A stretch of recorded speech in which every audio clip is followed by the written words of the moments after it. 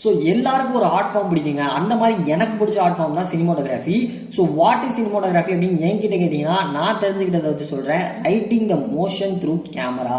Point ஏலேருந்து point பிக்கு ஒருத்தர் நடந்து போகிறாருன்னா, அதை நம்ம கேமரா வச்சு அந்த மோஷனை நம்ம கேப்சர் பண்ணுறோம் அப்படின்னா அதுக்கு பேர் தான் சினிமாட்டோகிராஃபி.